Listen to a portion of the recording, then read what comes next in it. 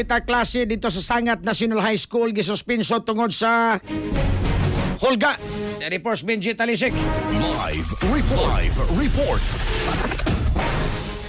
Ang Sangat National High School sa Barangay Sangat sa lungsod sa Manando ang gisuspenso una ang klase karong adlaw nga Huwebes Hulyo 30, 2026 kinuman nga nagadawat og hulga ang kini maong tunghaan.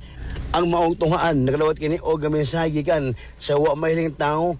Ang maong mensahe nagpahibaw sa nasgutang tunghaan nga doon na kini pamosilon maudod pa sa nagmensahe nga account ni wa pa mahiling. Si Police Major Timothy Jim Romanillos, ang hepe sa kapulisan sa lungsod sa Fernando, nga nahinabi sa XFM Cebu 88.3, nibot niya nga nahibaluan nila nga ang mensahe dito gipaagi sa messenger page sa student government sa maog nga tungaan. Mato ni Romanillos, nga lihang nadawat nila ang maong tawag kakalabot na sa hulga sa alas 9:30 ang tagla kagaya ng buntag.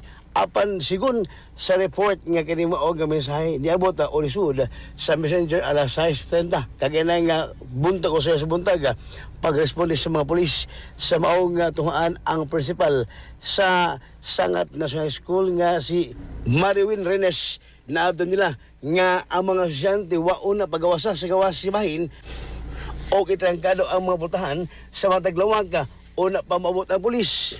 Sa kasamtangan ang sa Fernando PNP nagkalayo na saba sa buhatan sa Regional Cybercrime Unit Conraco 7 aron sa posible pag-ila sa maong responsable nga nagmensahe na sila niya kini mo mensahe mo pa nga posibleng bag-o kining account maong ang sa Fernando Police Station nagkalayo sab nagpakitabang sa Raco 7 aron matabangan sila sa pag-ila sa kini maong nga nagmensahe.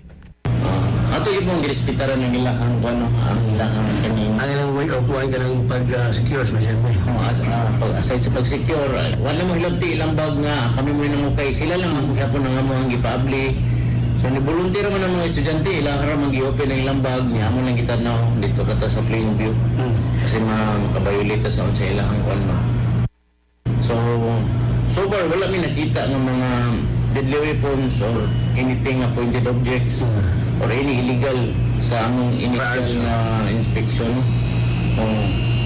Then karon ang going po ng coordination dito sa school niya ang among action taken aside atong nag-inspect mi mag-deploy siguro mi dito team personnel para lang makampante ang atong teachers o mga estudyante nung safe ra ang school kay na may kanang threat good so dili na to na ibaliwala kay ano ba na kanang kon karon kumbaga trending na hinuna ba nga dili man na siya amay Mo na himong kanang talk of the town talk of the town after Tacloban. Tacloban tama sa Yeah.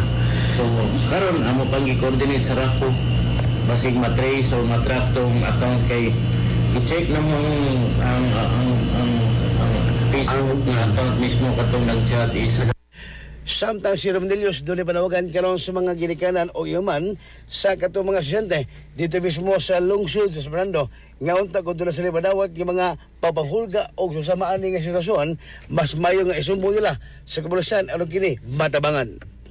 Mga advice sa mga ginikanan o mga bata estudyante o mugto during schools yung mga situation nga mga in a crisis situation ba imong pag-awag ko sa may angay buhatan lang.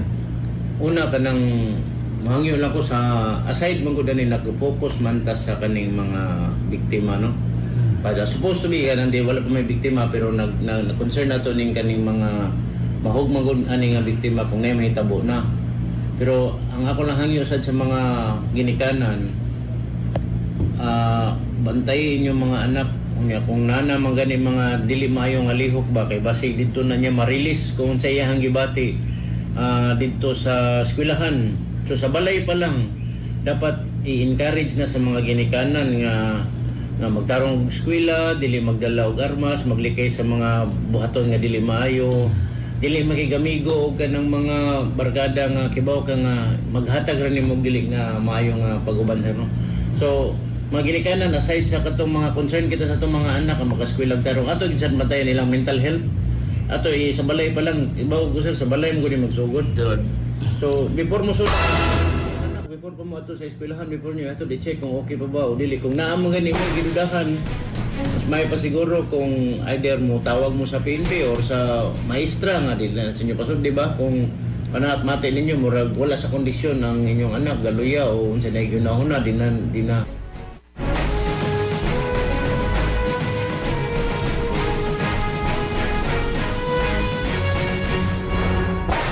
Cellphone Plus Gold, mapalit sa mga butika sa inyong lugar.